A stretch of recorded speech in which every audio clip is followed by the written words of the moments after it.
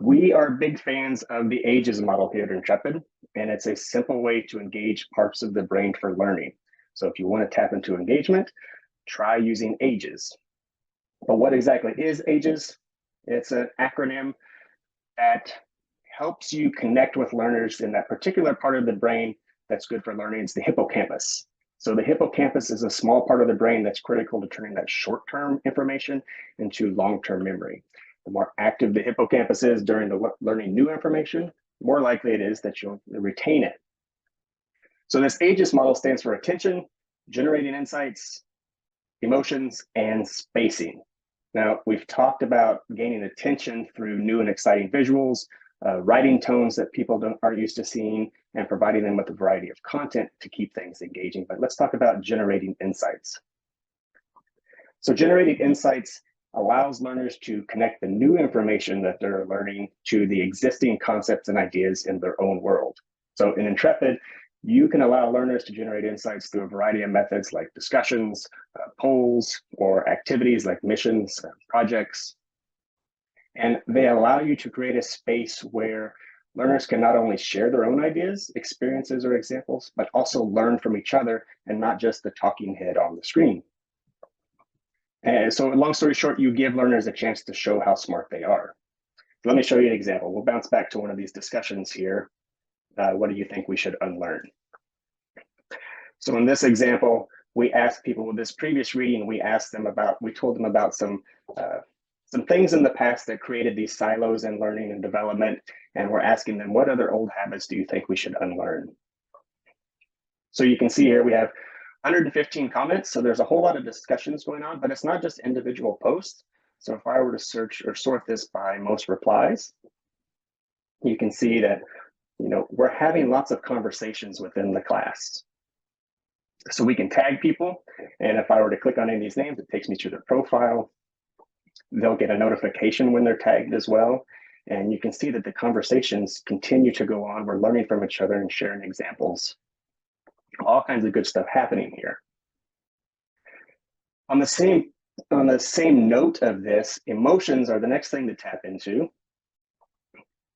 And you can tap into emotions with any of the activities, and it really has to do with the prompts that you give learners and when you ask them to reflect on stories, experiences, or examples that they have emotional connection to.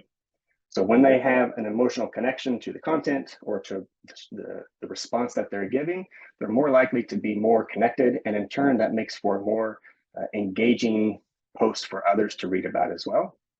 So let me show you another example. If I go to my Forgive Me, Learner, for I Have Sinned discussion, and you'll notice I use the same, we talked about the casual tones. I use that casual tone in all of my content here. It's a kind of a lighthearted, fun class with serious information, and we have a lot of fun with it. But in this one, I'm asking learners to think about a learning that they created way back in the past, like maybe their first learning program that they created, and at how they felt about it at the time, and then looking at it through the lens of the modern learner now, what would they change? What would they do differently? So this is one of those reflection activities that asks them to think about something that they created, that they might have been proud of at the time, and see if there's a different lens now, if they would have done things differently. I honestly was questioning how much engagement I would get with this activity, because I'm asking people to be a little bit personal and a little bit critical of themselves. But you can see another 100 comments here of people really getting into it. This is actually one of the most engaging conversations that we have. And again, if I sort it, you can see conversations happening throughout. So there's emotions, and then the final part of AGES is spacing. And spacing is referring to space to learn. So space means time to absorb information, reflect on it, apply it. And in Intrepid, you can release content over time to allow learners the space they need to learn and help keep up with their own schedule. And you can also release content based on the completion of previous content. And I'll show you what that looks like here. So in this class, I mentioned this is a weekly class. We release content every Monday.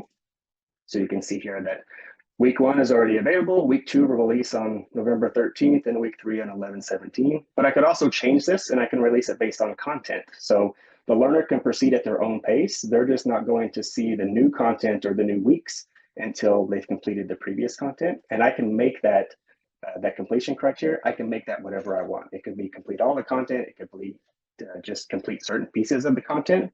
So I can just say, in order for week 1 to be, or week 2 to be released, you have to complete the criteria for week 1. So really easy way to allow spacing to happen for learners and complete things as their schedule allows, because we're going to talk about all the things that we're competing with in their time.